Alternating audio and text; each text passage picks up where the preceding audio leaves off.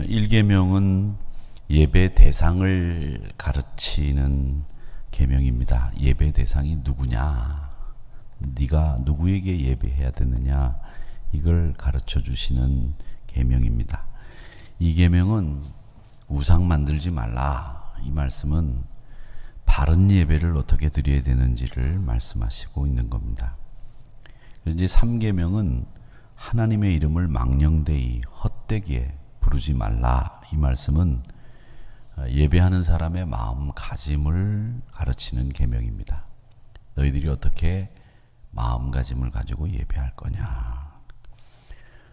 우리 주님이 예배자가 가장 중요하게 여길 것이 무엇인지를 말씀해 주셨죠. 요한복음 4장 23절에 보면 뭐라고 말씀하셨는가 하면, 아버지께 참되게 예배하는 자들은 영과 진리로 예배할 때가 오나니 곧 이때라. 곧 이때라. 아버지께서는 자기에게 이렇게 예배하는 자를 찾으시느니라, 이렇게 말씀하셨어요. 하나님 아버지는 다른 사람을 찾는 게 아니라 영과 진리로 예배하는 자를 찾으신다라는 말씀이지요. 그리고 예배하는 사람은 영과 진리로 예배해야 된다, 이렇게 얘기하셨습니다. 이 말씀을 여러분 잘 유념하셔야 됩니다. 요한복음 4장 23절에 있는 이 말씀은 예수님이 수가성의 여인을 만나서 하신 얘기지 않습니까? 남편이 5이나 있는 여인인데 그 여인을 만나서 네가 정말 네 안에서 마르지 않는 생수를 마시려고 한다면 하나님 앞에 영과 진리로 예배해야 된다. 하나님은 이렇게 예배하는 자를 찾으신다, 이렇게 말씀하셨습니다.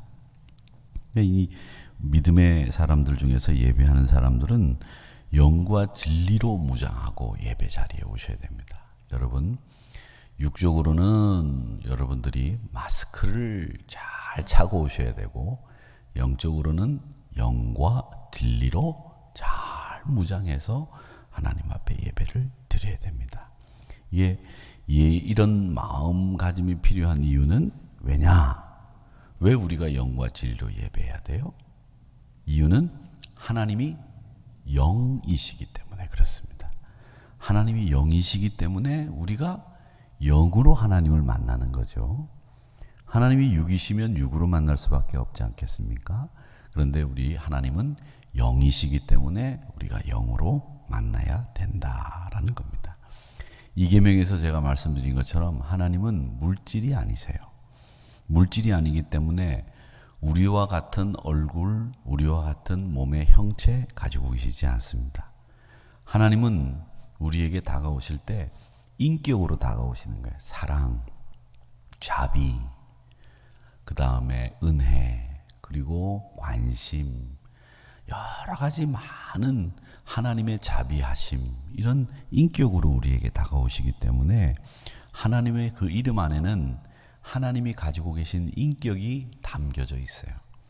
하나님의 이름을 그러니까 우리는 인격으로 대해야 되고, 우리는 그 하나님의 인격을 만날 때 영이신 하나님과 인격 대 인격으로 만나는 것, 그게 오늘 이 제3계명이 우리에게 가르치고 있는 내용입니다. 망령되이 일컬지 말라라는 말은 하나님 앞에 나올 때 우리의 자세, 우리의 마음가짐, 이런 걸 얘기하는 거죠. 우리가 왜 옛날 어른 목사님들한테 말씀을 배울 때, 교회 올 때, 주일날 교회 올 때는 제일 좋은 옷을 입어라, 제일 예쁘게 해라. 주일날 교회 오기 위해서 토요일날은 목욕탕에 가가지고 목욕하고, 그리고 제일 좋은 옷을 꺼내서 다리고, 그날 아침에는 제일 예쁘게 하고, 그리고 와야 되는 게 주일날 예배잖아요. 육적으로 그렇게 하는 이유는 왜 그렇습니까? 우리가 하나님을 내 마음을 다해서 만나기 위해서 그런 준비를 하는 거죠. 아침에 부부가 싸우고 치고받고 밥그릇 날아가고 김치보새기 깨트리고, 그리고 예배드리러 오면 그 예배가 정말 영과 진리로 드릴 수 있는 예배냐. 그렇죠? 그래서 제일 주의해야 될 게 교회 오는 길에 부부가 차 안에서 싸우는 걸 제일 주의해야 돼요. 그리고 교회 오는 지하철이 은혜로운 길이 돼야 돼. 그런 길이 돼서 예배 자리까지 쫙 오셔가지고 예배를 드리고 돌아갈 때 은혜 받고 돌아가면 얼마나 한 주간이 편안하고 좋겠습니까? 그러니까 여러분, 그렇게 배운 이유는 뭐냐? 우리의 마음가짐이 하나님 앞에 설 때 어떤 마음가짐을 가지고 예배를 드려야 되는지를 가르쳐 주신 겁니다. 여기 하나님의 이름을 망령되이 일컫지 말라 이렇게 말씀하셨는데, 이 이름이 히브리 말로는 셈이라고 합니다. 셈. 한번 따라해 보세요. 셈. 이게 이름이에요. 히브리 말로. 오늘 히브리 말 하나 배우셨어요? 셈. 이게 히브리 말로 이름인데, 이 셈이란 말은 이름만을 뜻하는 게 아니라 뭘 얘기하느냐면 여기에 명성, 그 이름이 높은 거, 유명한 거, 그것도 셈이라고 해요. 평판, 레피테이션이라고 하는 그 평판이 또 이름이라고 하는 셈에 들어있어요. 그래서 평판, 명성, 유명한 거, 이게 다 셈이라는 이름 속에 들어있는 말입니다. 그리고 또 메모리얼이라는 말, 기념이라는 뜻도 여기 들어있습니다. 그래서 이름이라는 단어에는 유명하다, 좋은 평판을 받는다, 그 다음에 기념이 될 수 있다, 이런 뜻이 이름이라고 하는 히브리 말에 들어있는 뜻입니다. 그러니까 하나님의 이름은 항상 모든 사람에게 유명한 이름이고, 그리고 그 평판은 늘 좋은 것이고, 그리고 우리가 기념할 만한 일들을 하신 하나님을 기억하는 것, 이게 이름이라고 하는 뜻에 들어있는 셈이라는 말입니다. 또 하나님의 이름은 적어도 여러 가지 뜻이 담겨 있는데, 그 중에 하나가 하나님의 이름에는 그분의 존재, 그분의 인격, 이런 게 담겨져 있어요. 여호와라고 그렇게 부를 때, 여호와는 이스라엘 동사에, 우리 동사에는 없는데 영어 동사에는 비동사가 있어요. 비동사. 이 비동사는 미래, 예정, 이런 뜻이 다 포함되어 있는 동사인데, 히브리 말로는 하야 동사라고 합니다. 이 하야 동사의 뜻이 여기에 들어있는 것인데, 이 하야 동사, 존재한다, 있다, 앞으로 일어날 일, 이런 일에 대해서 이 비동사를 쓰는데, 이 히브리 말로는 하야 동사라고 하는 이 동사에서 유래된 말이 여호와라는 말입니다. 출애굽기 3장 13절 말씀에 보면 모세가 하나님 앞에 이르되, 내가 이스라엘 백성들에게 가서 말할 때 너희 조상 하나님이 나를 너희에게 보냈다, 이렇게 이야기를 할 때 이스라엘 백성들이 나한테 물을 겁니다. 야, 너를 보낸 하나님의 이름이 뭐냐? 그렇게 물을 텐데, 그때 그 이스라엘 사람들에게, 또 애굽 사람 바로에게 내가 하나님을 뭐라고 설명하면 좋겠습니까? 이게 3장 13절의 내용이에요. 그랬더니 14절에서 하나님이 모세에게 말씀을 하셨는데, 야, 이스라엘 백성들하고 애굽 바로 왕에게 가서 나는 스스로 있는 자다라고 말해라. 너는 이스라엘 자손에게 가서 꼭 이같이 나는 스스로 있는 자다라고 말해라. 스스로 있는 자가 나를 너희에게 보냈다라고 말하거라. 이렇게 가르치셨어요. 이게 모세가 하나님으로부터 받은, 하나님이 어떤 분이냐라고 물을 때 이렇게 대답하라고 가르치신 내용입니다.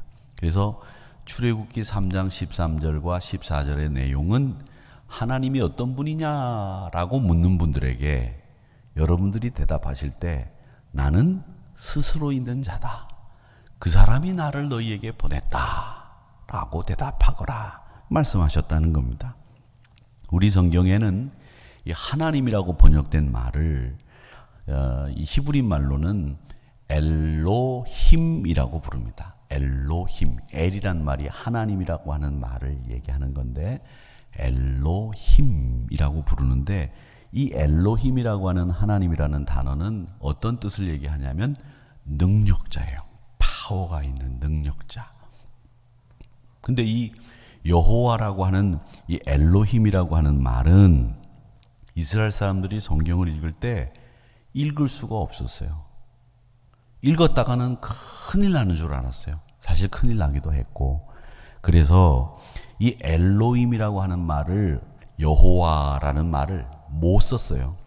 성경에는 하나님이라고 되어 있는 엘로힘이라고 하더라도 그걸 바꿔서 읽었어요.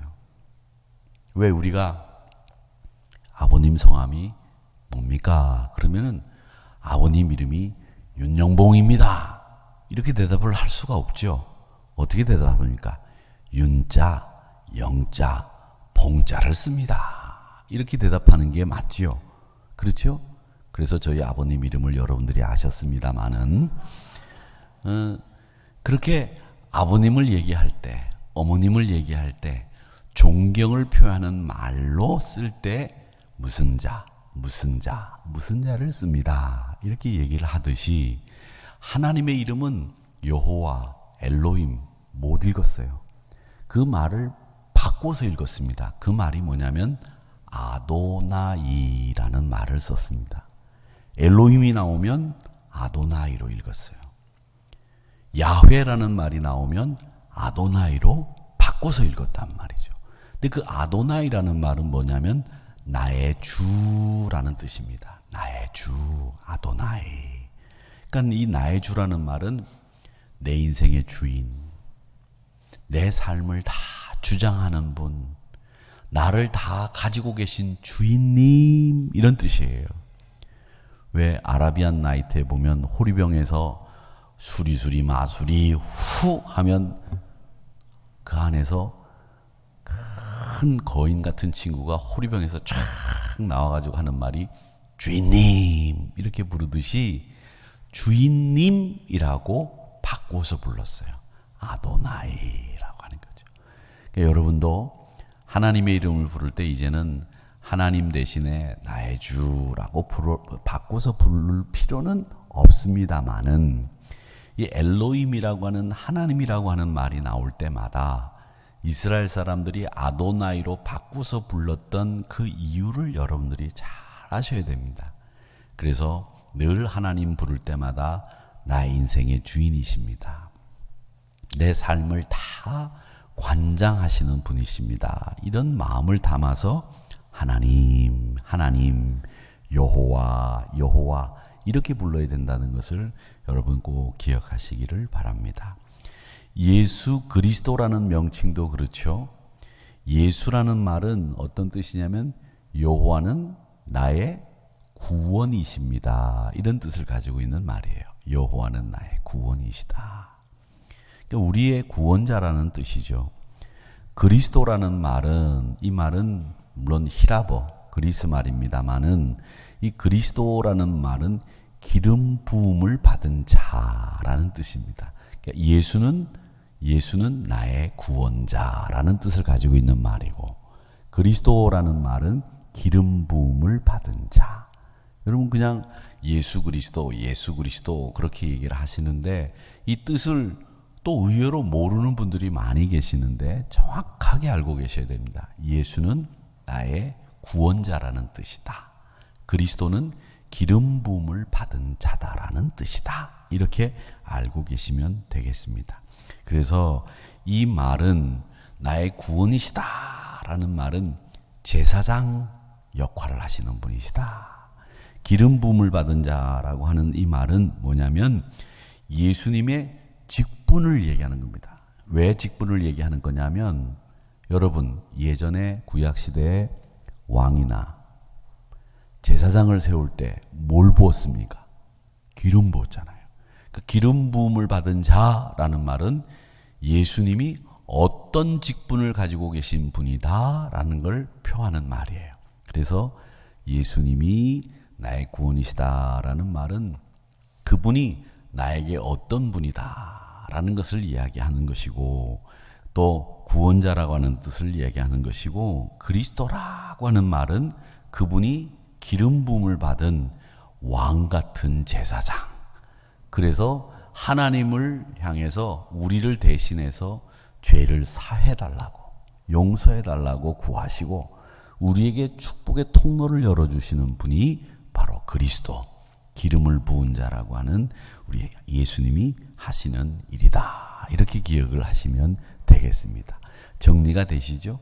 성령이라고 하는 말도 그렇습니다. 이 성령이라고 하는 말은 거룩한 영이다, 이런 뜻을 가지고 있는 말이죠. 성자가 거룩할 성자에 영은 사실은 귀신영이라고 불리는데 영은 거룩한 영을 얘기하는 거죠.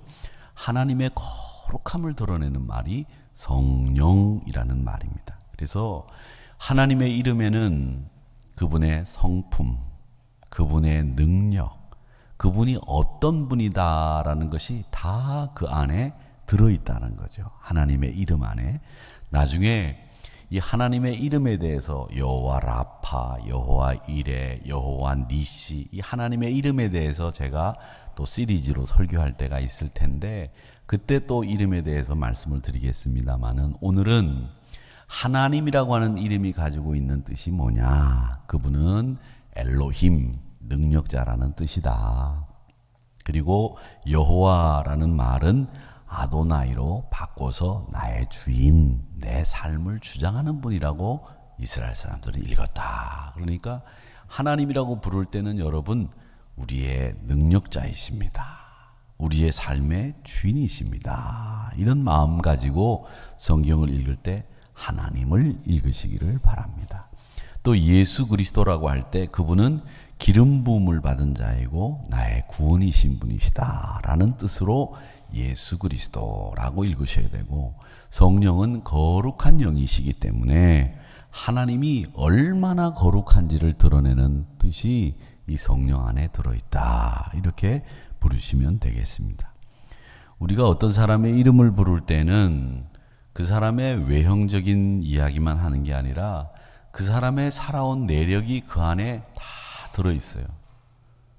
여러분, 우리가 대통령 이름을 부를 때 이승만, 그러면 그 이승만 대통령이 대통령 당시에 4.4.5입을 하고 또 우리나라 건국의 아버지고 독립운동을 하고 프란체스카 여사를 만났던 이야기들, 뭐 이런 이야기들을 쭉 우리가 알고 이승만 이렇게 얘기하잖아요. 그 프란체스카 여사가 오스트리아 여자인데 스위스에서 이승만 대통령이 독립운동을 하고 미국에서 유학을 할 때 스위스에 여행을 갔다가 한 커피숍에 딱 들어갔는데 자리가 없더래요. 그 자리가 없어가지고 그 매니저한테 우리 커피를 마시러 왔는데 자리 좀 마련해달라고. 자리가 없으니까 저쪽에 가서 앉으시라고. 그래서 뚝 앉았더니 그 앞에 프란체스카 여사가 앉아 있었다는 거 아니에요. 이승만 대통령이 저한테 얘기했는데 여러분 못 들으셨어요? 목사가 거짓말도 천연덕스럽게 해. 그치요? 그래서 거기서 만나서 두 분이 아마 눈에 불꽃이 파파파팍 튀었는지 오스트리아와 한국 사람인데도 결혼을 해서 우리나라 건국의 아버지가 돼서 이승만, 그러면 이승만이라고 하는 그분이 했던 일들이 쫙 머릿속에 떠오르고 그 이름 하나로 그분의 행적이 다 드러나거든요. 마찬가지입니다. 이 이름이라고 하는 것은 그분의 살아온 내력이 다 담겨 있는 거예요.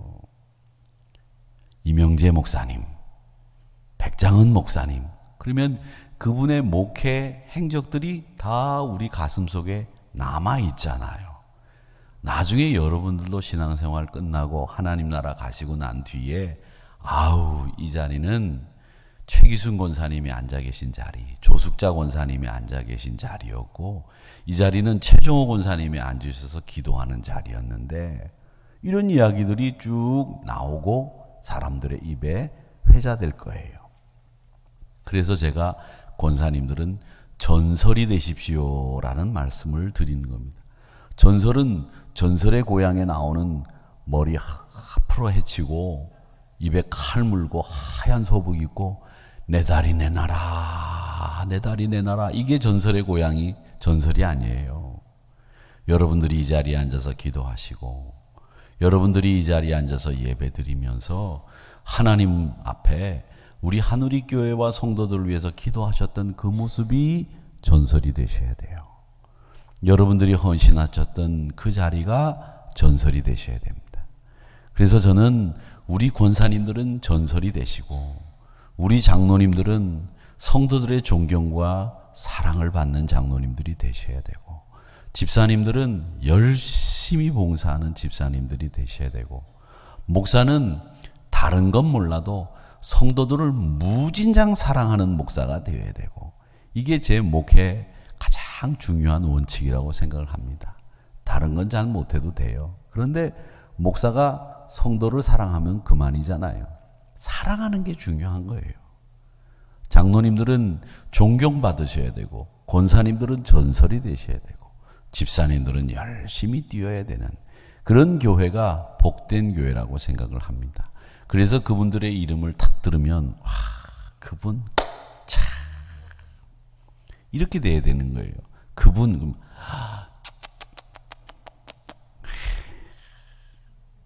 이러면 안 되는 거예요. 제가 이번에 목회 워크숍을 가가지고 우리 부목사님들하고 참 여러 가지 이야기를 밤늦게까지 하고 그 다음날 아침에 국제시장을 내려갔어요. 그랬더니 저도 못 알아봤는데 옛날 제가 목회할 때 그 교회 집사님 한 분이 저를 알아보고 큰 소리로 또 부산 분들은 목소리가 또 좀 큽니까? 시장 떠나가게 목사님 불러가지고 온 시장 사람들이 다 저를 쳐다보는데 저한테 뛰어와가지고서는 저를 붙잡고 제일 먼저 하는 말 안 돼. 뭐가 안 되는 건지 모르겠지만 안 된다는 거예요. 처음부터 만나서 목사님 안녕하세요. 그동안 어떻게 지내셨어요? 몸 건강하게 잘 지내셨어요? 이렇게 얘기해야 되는데 안 된대. 뭐가 안 되는 건지도 모르지만 내 손을 붙잡고 무조건 안 된대. 그 뭐가 안 되는가 봤더니 목사님 서울로 왜 가셨냐는 거예요. 안 된다는 거예요. 지금 와서 10년이 지났는데 어쩌라는 거예요 지금. 그분의 마음이 그 안 된다는 말 속에 다 들어있는 것으로 제가 알았습니다마는 여러분 그 말 한마디에 그분의 생각이 다 들어있는 거예요. 그 이름 한마디에 그분의 삶의 행적이 다 들어있는 거예요. 샌드위치 여러분 미국 사람들도 좋아하고 요즘엔 샌드위치 다들 좋아하죠? 샌드위치. 미국 사람들은 샌드위치라고 안 하고 샌드위치 뭐 이렇게 발음하더만 샌드위치. 이게 여러분 빵 이름이 아니고요. 원래 사람 이름이에요. 샌드위치. 모르셨죠? 사람 이름이에요. 사람 이름인데 이 샌드위치가 존 몬테규 샌드위치 백작이라는 사람의 이름입니다. 이 사람이 샌드위치 백작이에요. 잘생겼죠? 근데 이 사람이 말이죠. 존 몬테규 샌드위치라고 하는 백작인데 이 사람은 상습적인 도박꾼이에요. 도박. 갬블러예요. 얼마나 도박에 열중했는지 밥 먹는 것보다 노름을 더 좋아했어요. 집안 망조든 거죠. 하루 종일 도박을 하는 겁니다. 밥 먹을 시간도 없는 거죠. 허기를 못 채우니까 이 도박은 너무 좋고 하루 종일 도박을 하다가 이 허기를 채우기 위해서 하인에게 야, 너 빵 조각 사이에다가 찬 쇠고기를 넣어가지고 가지고 와라. 그걸 먹으면서 도박을 했어요. 그래서 이 빵 조각 사이에다가 하인이 찬 쇠고기를 넣어가지고 가지고 와서 그걸 먹으면서 도박을 계속할 수 있어서 거기서 유래된 이름이 샌드위치 백작의 이름을 따서 빵 이름이 된 거예요. 그 샌드위치는 지금 우리는 뭘 생각합니까? 저 사람 이름은 잊어버렸잖아요. 샌드위치가 빨리 우리의 허기를 때울 수 있는 빵으로 나중에는 이게 햄버거로 발전이 돼버렸죠. 그 샌드위치가 백작 이름이에요. 도박조하는 백작 이름이 됐다는 거죠. 여러분 이 사람의 이름이 그 사람의 대명사가 돼버리는 거예요. 그 사람의 성품과 그 사람이 살아생전에 뭘 했던 사람인지 이 샌드위치를 하면 여러분 이제 도박을 생각하시면 되는 거예요. 우리가 몰랐기 때문에 그렇죠. 그러니까 미국 사람들은 샌드위치 그러면 그 도박 좋아하던 백작 이렇게 기억하는 거죠. 우리가 보이콧이라는 말을 씁니다. 보이콧 한다는 말은 거절한다, 거부한다 이런 뜻이죠. 집단 거부를 보이콧이라고 부릅니다. 근데 이것도 사람 이름이에요. 찰스 커닝엄 보이콧이라고 하는 사람이 있었는데 이 사람이 19세기 아일랜드 귀족이었습니다. 찰스 커닝엄 보이콧이라는 사람이 그 영주의 토지를 관리하던 귀족이었어요. 직접 자기가 토지를 관리하면서 소작농들에게 농사 지은 것에 이제 이제 그 열매들이라든지 뭐 이제 추수를 하고 나면 그걸 다 받아갖고 적고 막 이렇게 하는 거예요.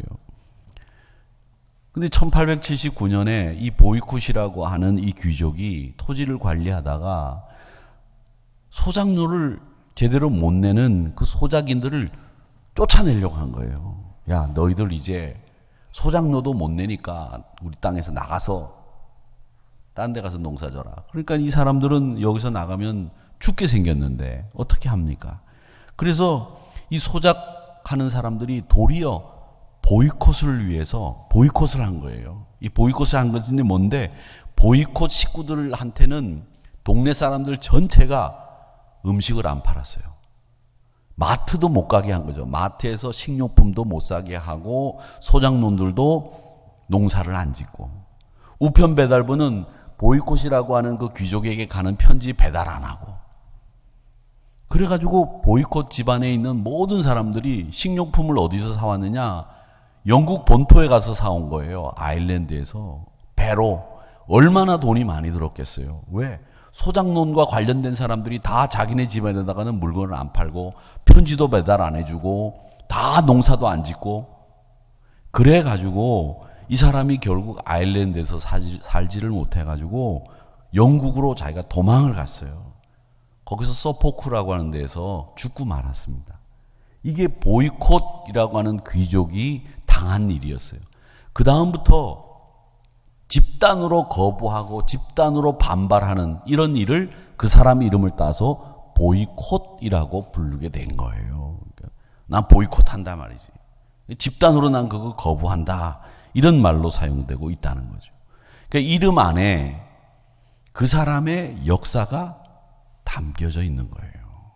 샌드위치라고 하는 이름은 우리에게는 지금 빵 이름으로 남았지만 도박을 좋아해서 먹는 것마저도 먹는 시간도 없어서 도박에 열중하던 그가 생각이 나는 거고 보이콧은 없는 사람들에게 무척 야박하게 굴던 그 사람을 이 소작농인들이 거부하고 집단 거부했던 그 사람들의 행동들이 야박한 그의 모습이 이 보이콧 안에 들어있는 거예요.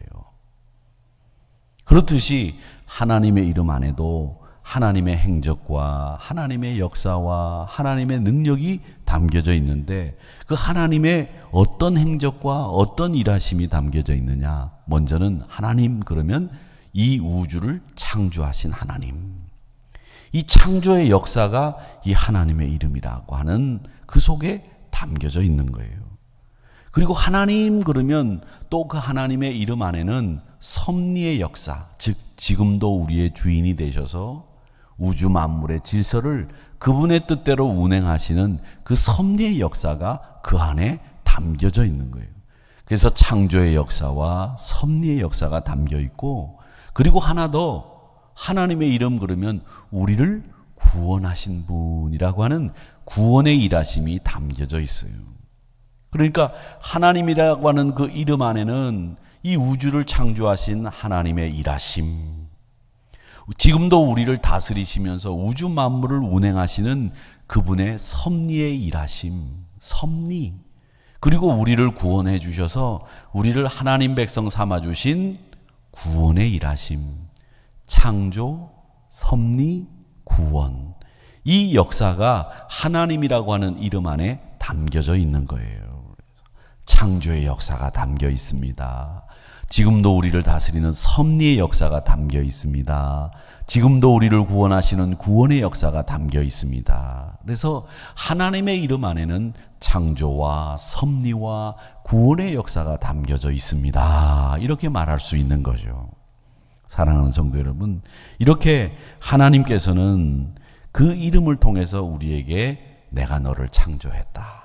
내가 오늘날도 너희를 이끌고 있다. 내가 너를 구원했다. 라고 하는 이 이름의 뜻이 그 하나님이라는 뜻 안에 담겨져 있다는 것을 여러분 잊지 마시기를 바랍니다. 꼭 기억하시기를 바랍니다. 하나님은 그리고 또 자신의 이름을 망령되이 일컫지 말라고 말씀하셨는데, 이 망령되다라는 말은 우리 한국 사람들은 망령되다라고 안 하죠. 어떻게 얘기합니까? 망령 들었다, 그렇게 얘기를 합니다. 아이고, 그 영감탱이 망령 들었어. 그 사람은 이제 끝장났다는 얘기죠. 그렇죠?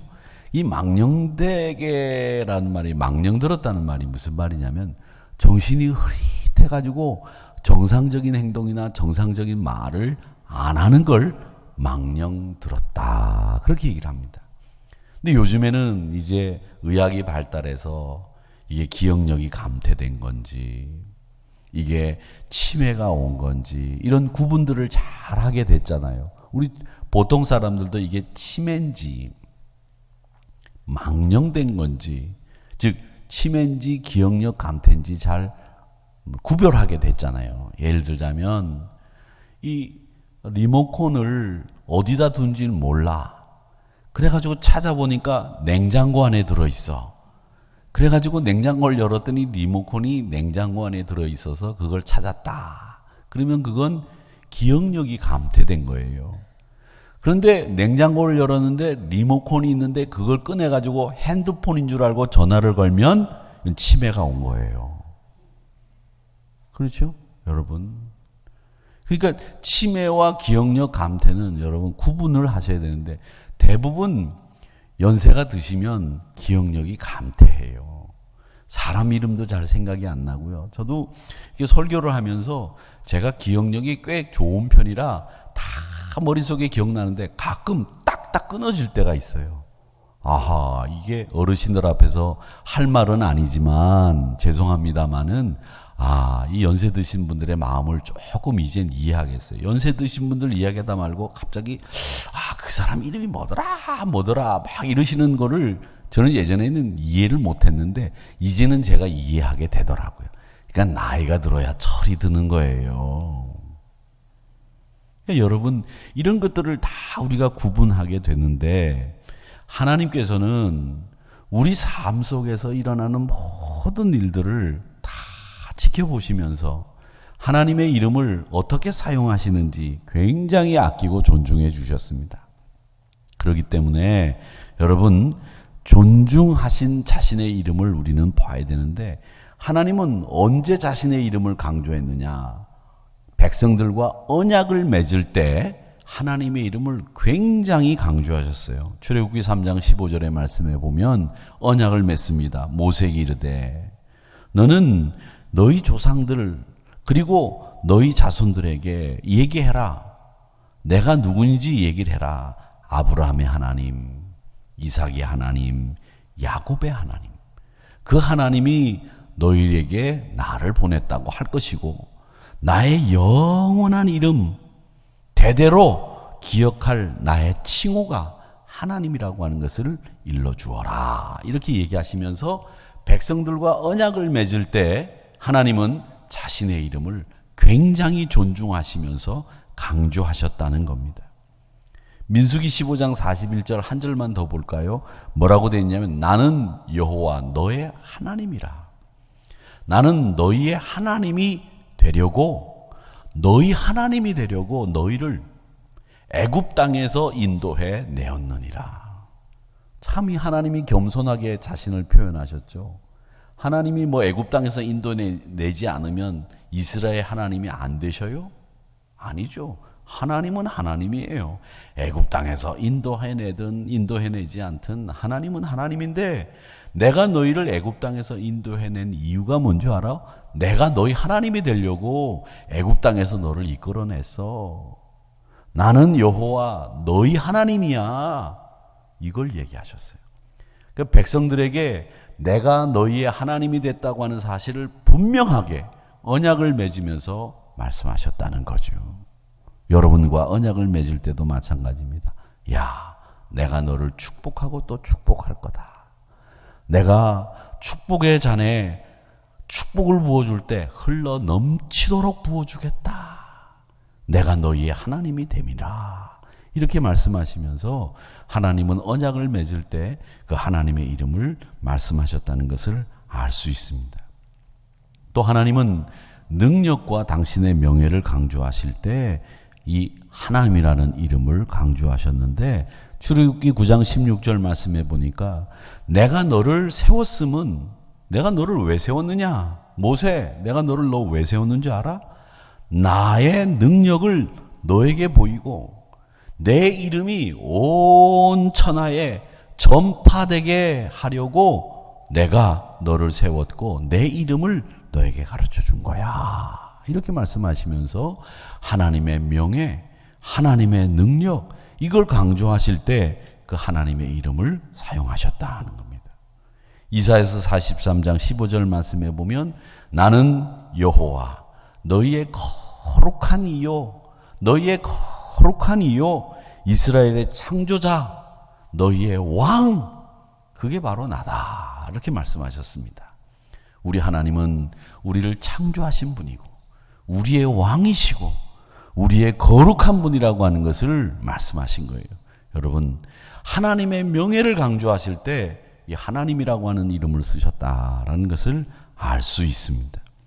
하나 더 우리가 생각할 것은 하나님은 예배, 경배와 관련해서 하나님의 이름을 사용하셨는데 뭐라고 말씀하셨냐면 역대상 22장 10절의 말씀에 보니까 솔로몬에게 하신 말이에요. 그가 내 이름을 위하여 성전을 건축할지라. 그는 내 아들이 되고 나는 그의 아버지가 되어 그 나라 왕위를 이스라엘 위에 굳게 세워 영원까지 이르게 하리라 하셨다. 내가 왜 너에게 성전을 지으라고 명령하는 줄 아느냐? 내가 누구인지를 알고 내가 너의 하나님이라고 하는 것을 분명히 알아서 너를 네 후손으로 하여금 왕위에 영원히 있도록 하게 하기 위해서 너를 성전 짓게 했다. 이렇게 말씀하시면서 이 성전을 짓는 일에도 하나님이 자신의 경배를 향해서 경배를 위해서 짓도록 그렇게 말씀하셨다는 겁니다. 이사야서 42장 8절 말씀 하나만 더 보도록 하겠습니다. 이사야서 42장 8절에 나는 여호와이니 이는 내 이름이라. 여호와가 내 이름이라는 거예요. 나는 내 영광을 다른 사람에게 내 찬송을 우상에게 주지 않는다. 내 이름은 누구에게만 주느냐? 나를 경배하는 자에게만 준다는 얘기예요. 나를 예배하는 자들에게만 내 이름 여호와라고 하는 이름을 주었다 하는 거예요. 경배하지 않는 사람, 우상들에게는 내 이름 안 줬다는 거예요. 여러분이 하나님이라고 이름을 부르는 순간에 여러분은 예배하는 자가 된 거고요. 하나님을 경배하는 자리에 쓴 거예요. 왜? 우상들은 하나님이라는 이름을 올릴 수도 없거든. 왜? 하나님이 그 이름을 그들에게 주시지 않았어요. 절에 있는 사람이 석가모니 앞에 가서 하나님 그렇게 부릅니까? 부처님 땡그랑 깨지는 소리 나죠. 하나님 그 이름은 하나님을 경배하는 사람에게만 주셨다. 이게 이사야서 42장의 말씀입니다. 자, 그러면 이 3계명이 금하는 거 하나만 더 얘기를 하고 제가 설교를 많이 줄였는데 설교가 너무 길지요? 아이고, 그렇죠? 졸리시죠? 주무세요 이제 곧 끝납니다. 이 망령되다라는 말은 이스라엘 말로 샤웨라고 부릅니다. 발음하기가 굉장히 힘든데 샤웨, 소홀하게 생각한다는 말입니다.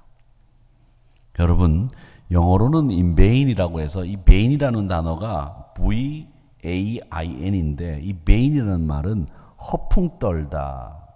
그리고 또 in vain 그러면 자기가 있지도 않은데 있는 것처럼 막 과장하는 거, 이걸 다 in vain이라고 그래요. 근데 영어 성경에 보면 이 망령되다라는 말은 in vain이에요. 허풍 떠는 거요. 없는데도 있는 것처럼 보이는 거, 막 그런 거 있잖아요. 왜? 집은 막 이렇게 막 굽히고 들어가고 천막에 살면서 나올 때는 막 뭐 그냥 공작처럼 하고 나오는 분들, 그 인베인이에요. 그게 망령된 거예요. 그렇게 생각하시면 됩니다. 근데 매튜 헨리는 이 망령되이 하나님의 이름을 사용하는 것에 대해서 몇 가지 예를 들었습니다.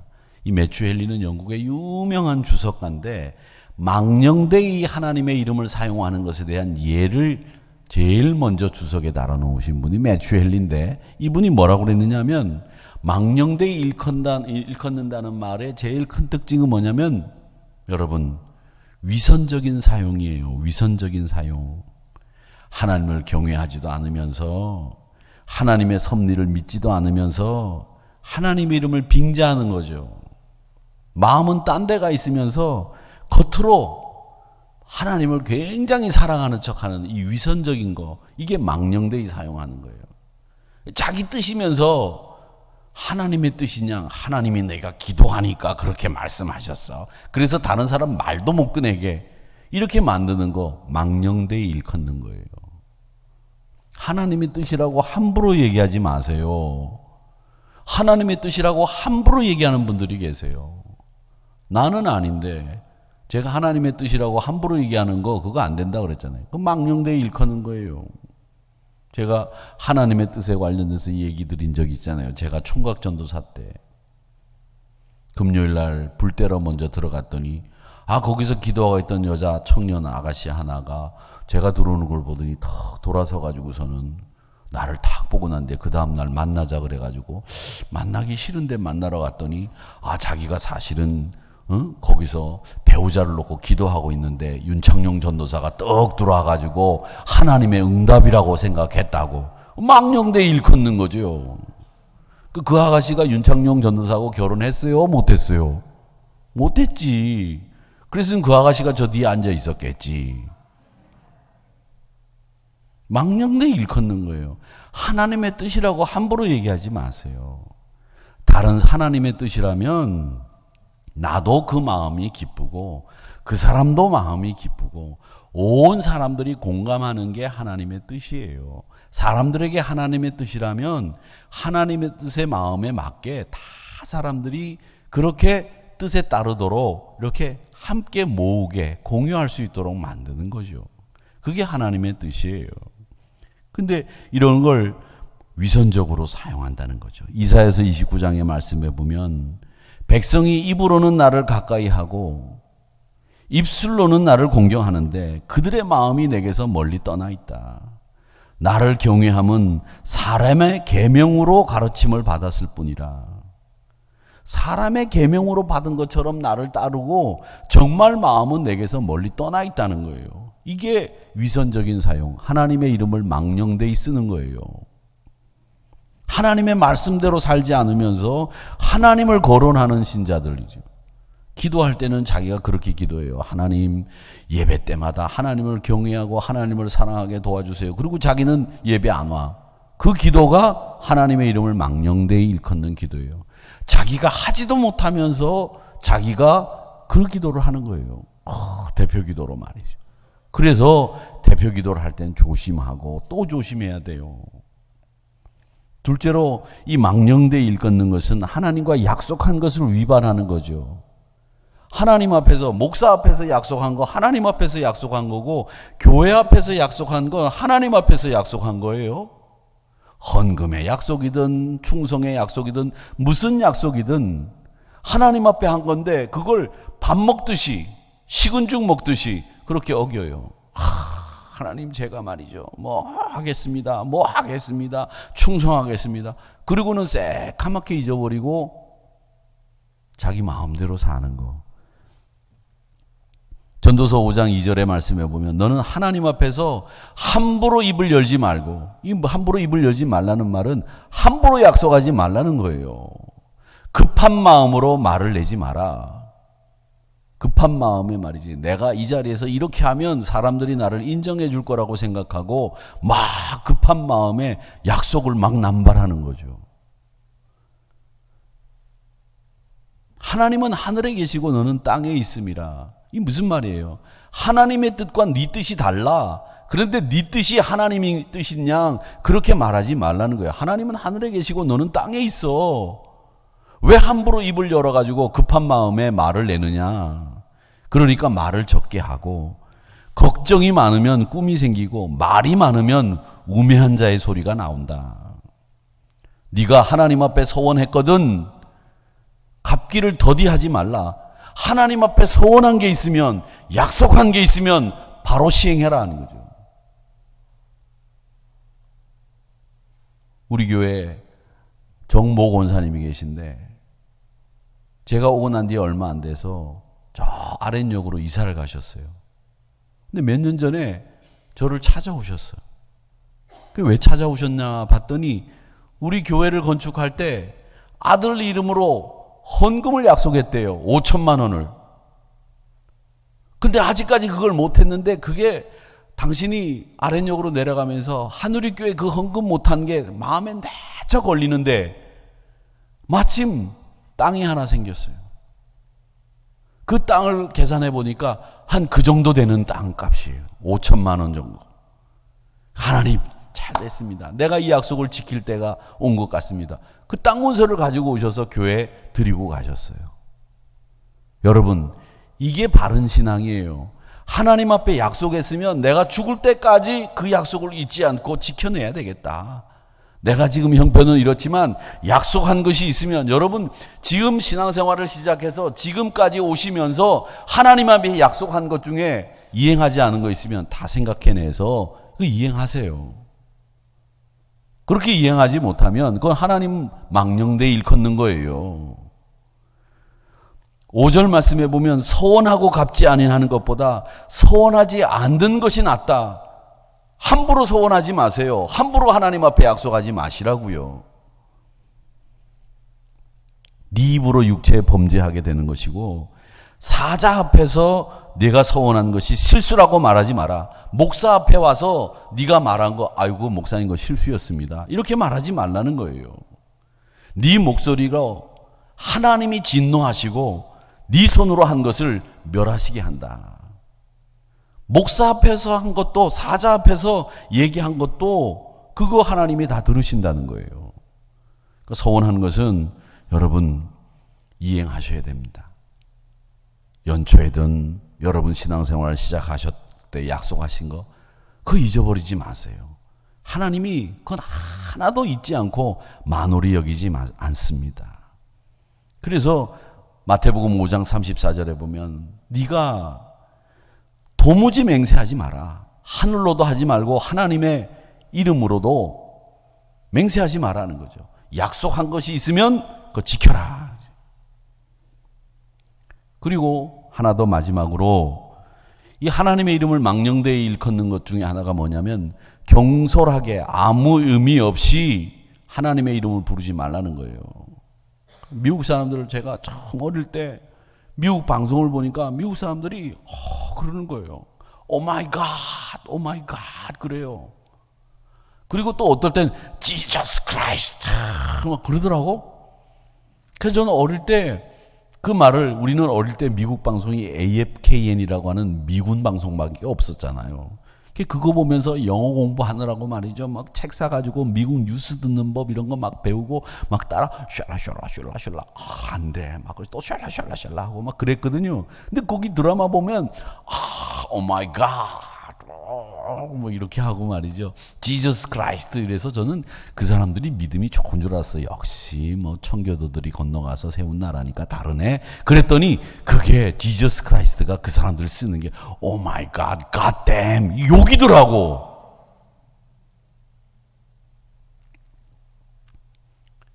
여러분, 왜 그럴 때 하나님의 이름을 거론합니까? 하나님의 이름을 왜곡하거나 인간적인 교훈을 하나님의 말씀인 것처럼 위장하는 거, 자기 생각이면서 하나님의 뜻인 것처럼 말하는 거, 그거 다 망령되이 일컫는 거라는 것을 말씀하고 있습니다. 우리 하나님의 이름을 망령되이 일컫지 맙시다. 하나님 앞에 나올 때는 늘 영과 진리로 다 무장하고 나와서 예배의 마음가짐이라든지 이런 걸 신실하게 만들어 갈 수 있는 신앙인이 됩시다. 하나님의 이름을 그렇게 가볍게 생각하고 말할 수 있는 이름이 아니다라고 하는 것을 이 3계명을 통해서 여러분 꼭 배우시기를 주님의 이름으로 바라면서 하나님 앞에 약속하는 거 참 조심해야 되고, 약속한 것이 있다면 여러분 죽는 날까지, 하나님 앞에 서는 날까지 꼭 지켜야 된다는 사실을 꼭 기억하시면서 마음을 다해 영으로 우리 하나님을 예배하는 저와 여러분이 되시기를 주님의 이름으로 축복합니다.